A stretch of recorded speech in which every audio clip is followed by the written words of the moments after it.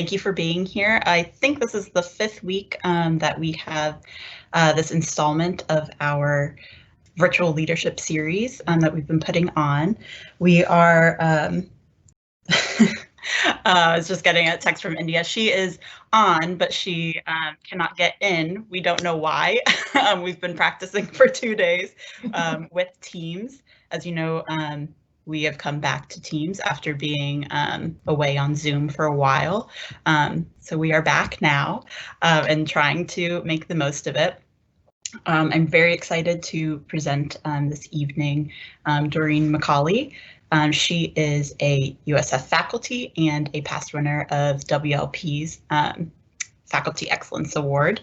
Before we get started, I just want to give a couple pointers as we are moving through. To the right of your screen, you will have a Q&A section. So if you have any questions as the night progresses, please feel free to put them in there and we will get to them kind of on a rolling basis to kind of spur more conversation.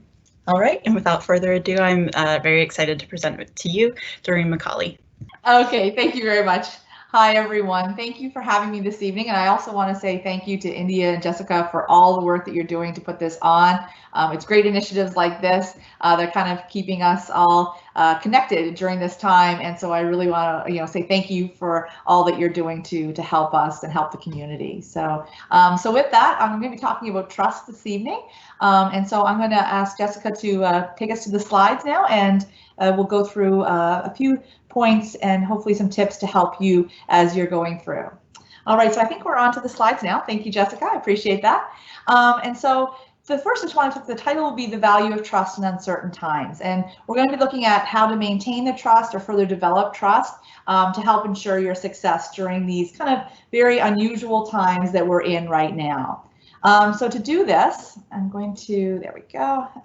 First, I want to start with a quote. When I present, I kind of like to wrap what I'm going to present in a couple of quotes to help you get an idea of what's to come. So the first one is, the best way to find out if you trust someone is to trust them first. So one of the things that I'll talk about is how it has to be a two-way street, a very intentional two-way street. And so you'll see that kind of theme go through the presentation.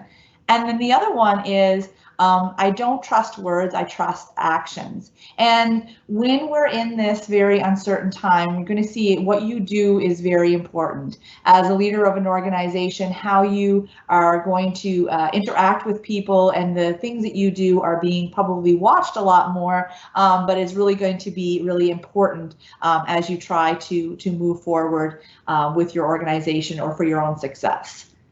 So next, I just want to kind of take a look at, okay, I'm not going, there we go. So for a bit of an agenda, if you will, the agenda is going to basically, I'm going to talk about trust from a variety of different angles. Right now, a lot of organizations are kind of worried about their cash flow, right? We talk about cash flow being the bloodline of an organization. So your cash flow, your supply chain, making sure that you can be creative in how you're serving your clients or customers. But for all of that to happen, you need to have a great workforce to be able to help you. So although we're going to go through each one, I will be circling back and focusing a little bit more on the employees because I really do believe that at this time right now, it is essential that we're focusing on them and their needs. So what is trust? So trust is a reciprocal. So again, that two-way street and intentional behaviors that demonstrate your credibility, integrity, and follow through. And that's really going to be what we're talking about here is when we're in such uncertain times and there's so many things that are uncertain to people, they need to have something they can trust. They need to have someone that they can trust. And so that's what we're looking for from you as managers or even as colleagues to be able to provide for them. So over the next half hour, what we'll do is we'll go through kind of each of these categories. Before we do that, though, I just wanted to kind of set the tone a little bit with a few things just so we can all kind of think about the environment that we're working in right now. So the first one is to get you to do a little exercise yourself. I'm hoping maybe you have either a piece of paper or you can, type something into your computer. I want you just to think before we get into this, who do you trust? And so, write down a few names of someone that you trust and actually put names to it if you would. So I'll give you a few seconds here just to jot down a few names. All right, so hopefully you have a couple of names down, or maybe 3 or 4. And the next thing I'm going to ask you then is, what is it about the person that makes you trust them? So what are the things that this person represents, or what is it about your relationship that you have with that person that makes you trust them? What's kind of present in that relationship? So if you could just, again, take another couple of seconds here, maybe 30 seconds, just to write down a few things that you can characterize the relationship with that make it so that you trust that person.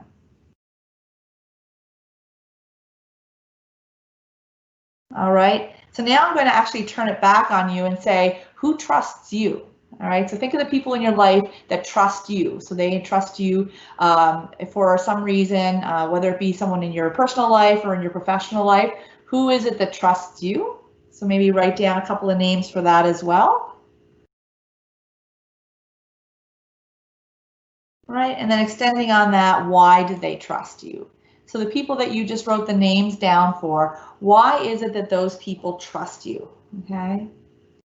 And so now you may have written down something like, maybe they listen to you, they're there for me, they accept me, they're honest with me, right? There's the kind of people, if you have those relationships that people can be honest with you.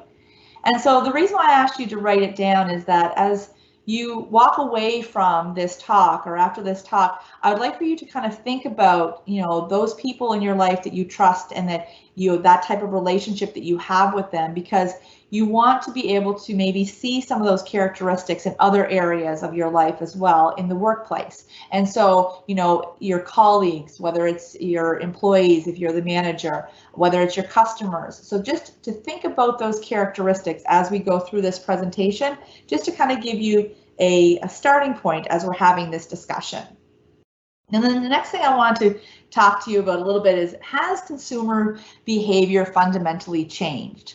So we have found ourselves in a very unique situation, and actually there's some really great research out of it's Win Big Media. It's they do a lot of consumer behavior research, and it was interesting because they did a survey on kind of what are the main things that people are looking for when they're buying.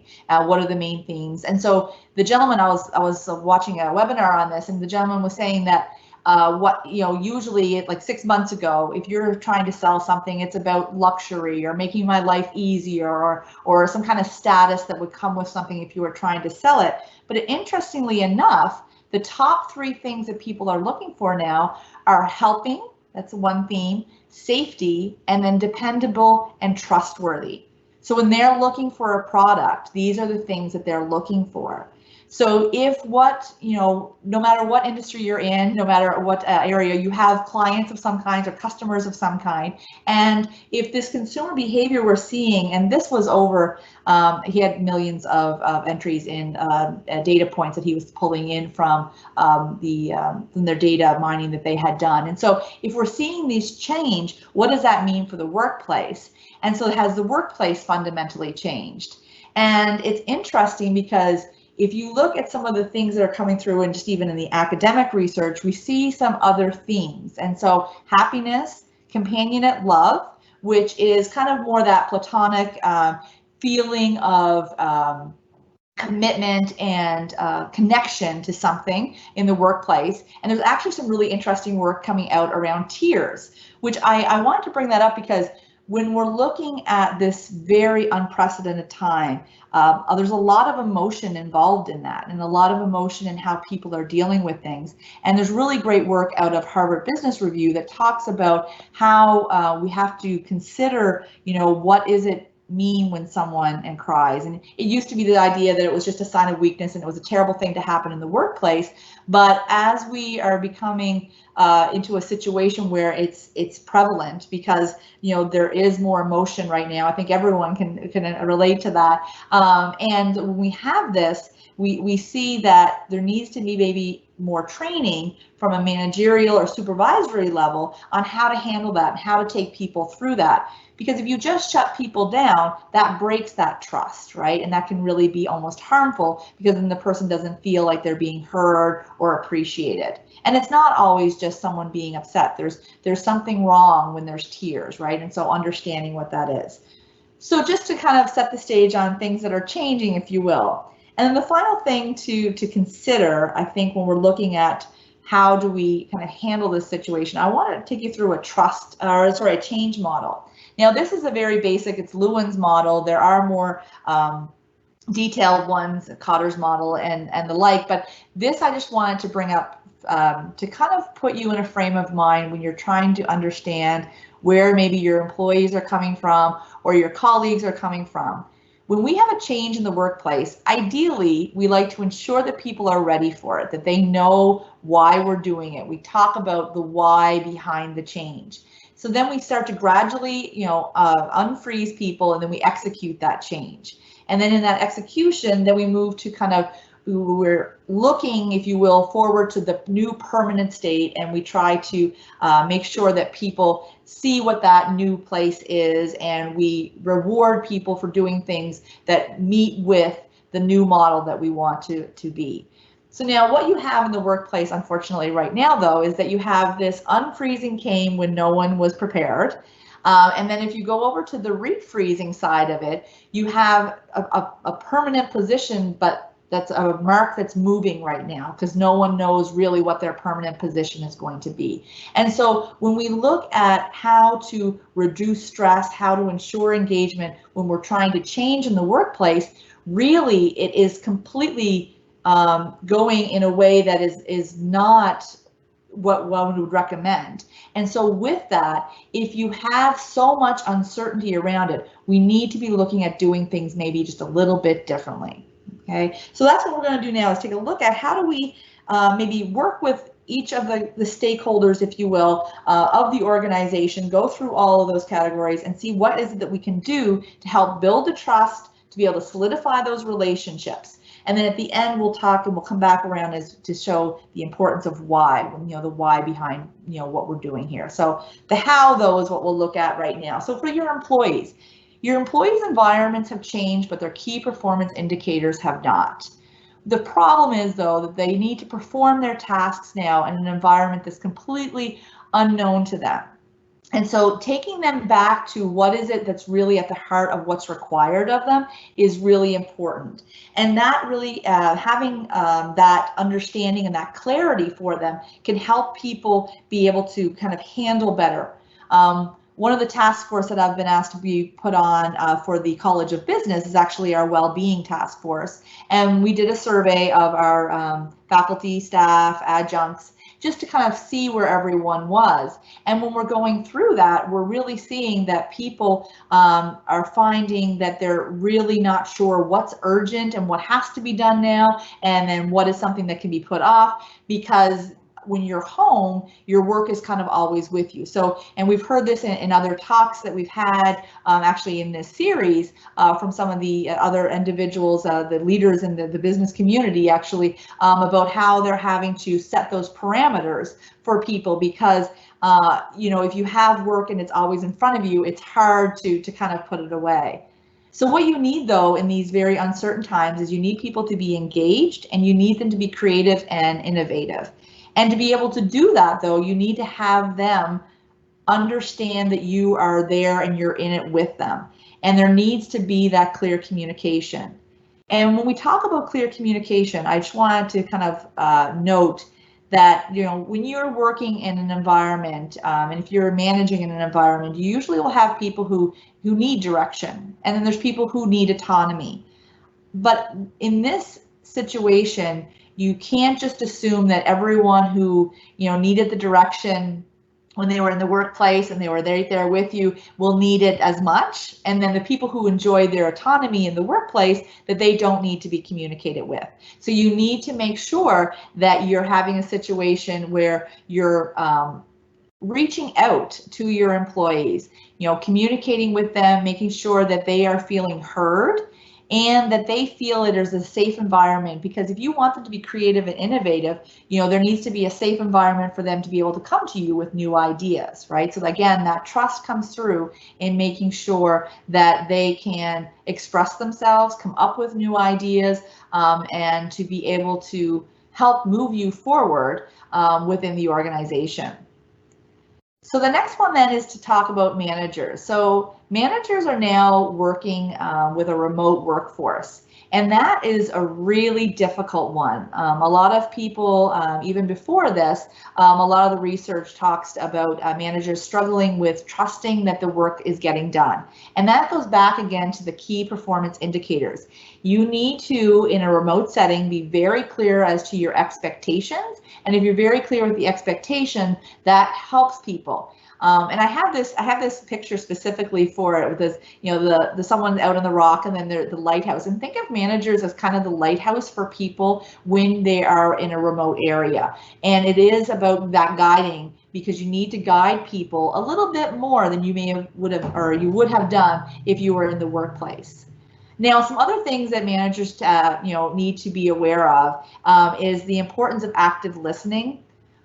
You are going to be communicating with your people, whether it be over phone, whether it be over some type of electronic communication, video like this, a situation that we have, but are you ensuring that you're hearing what people are saying? And so if someone is concerned about something, really trying to understand what that means, ask for clarification and understand that, they need to be heard, because they don't have all of those factors that are helping them know that they're doing a good job that they would have in their day-to-day interactions in the workplace.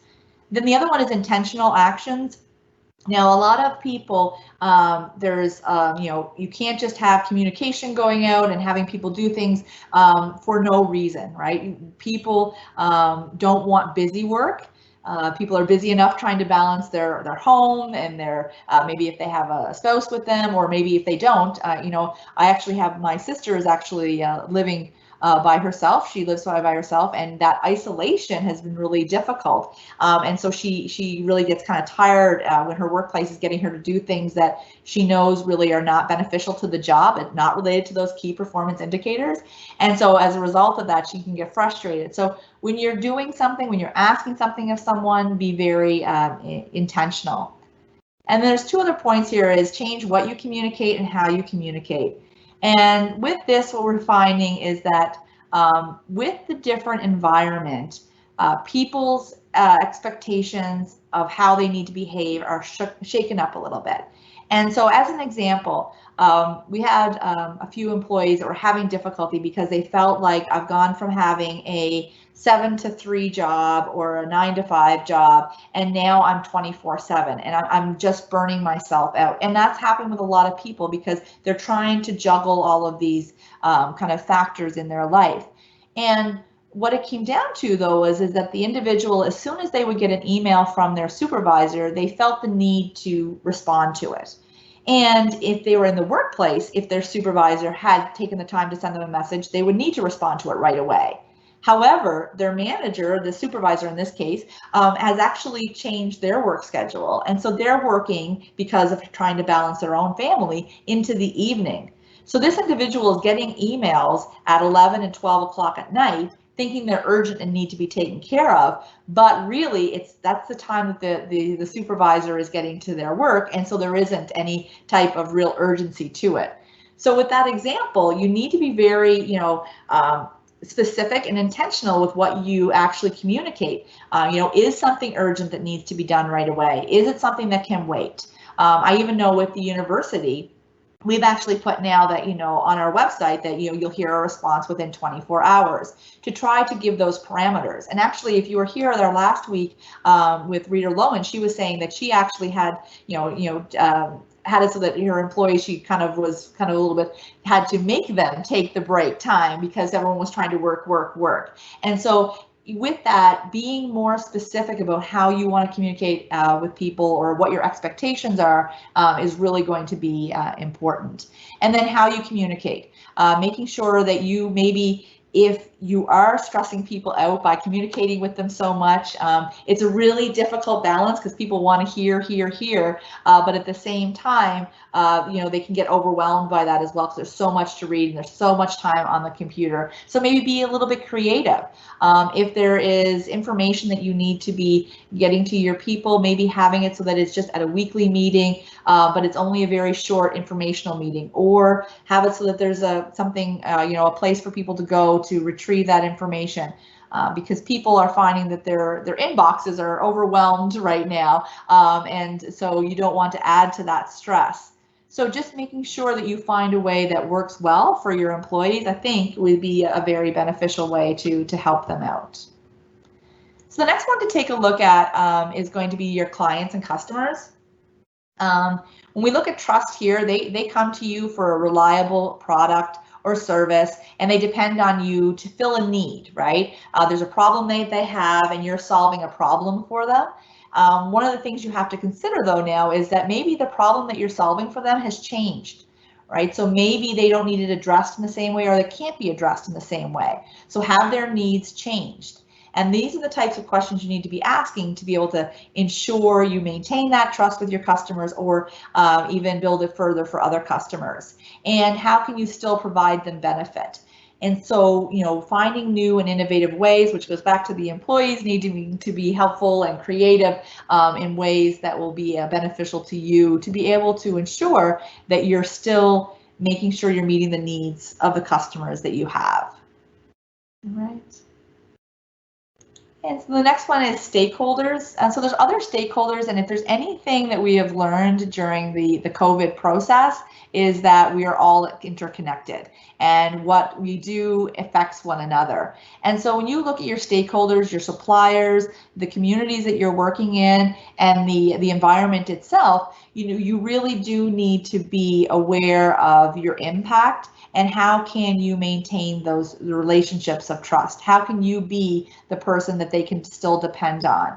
And so when you look at your suppliers, looking at their situation and how can you meet their, working with them, how can that benefit and how can you come to a mutually beneficial agreement? It may take some negotiation, but having a little bit of understanding in this time can go a long way, but still being creative, if you will, to ensure that people are going to get what they need.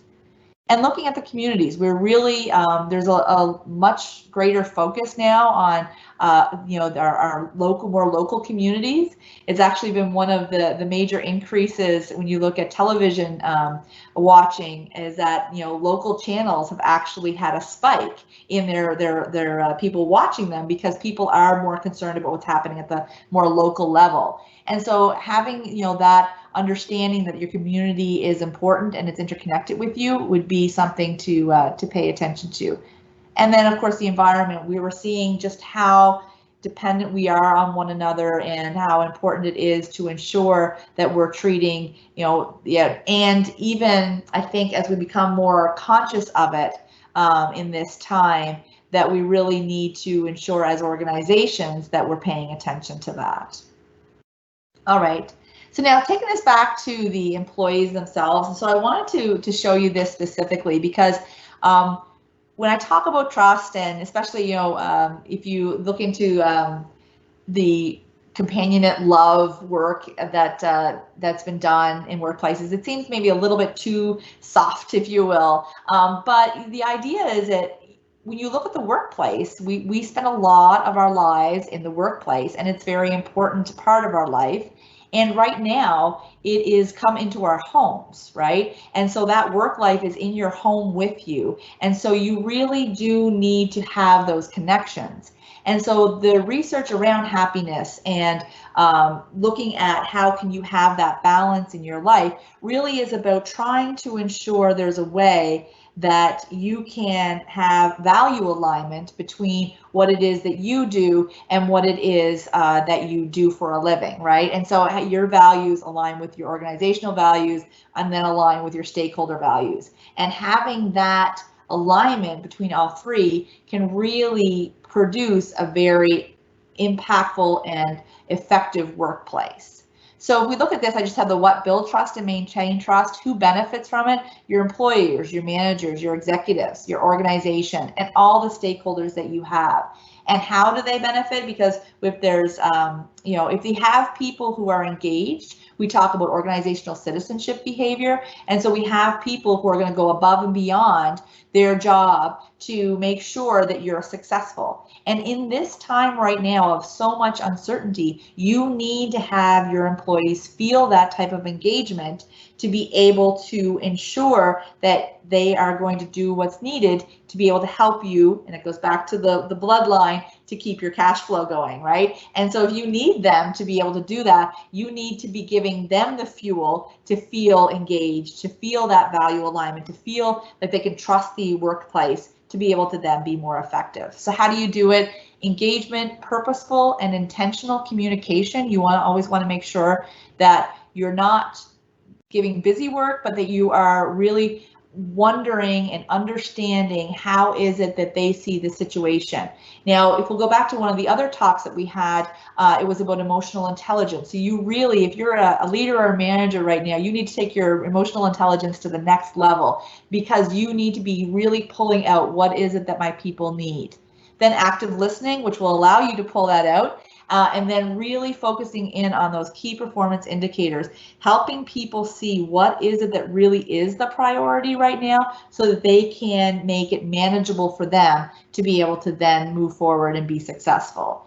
And what does the research tell us? Why is this important? So I put here your why, because whatever industry you're in or whatever the service or product you provide, you have your why and why you do it.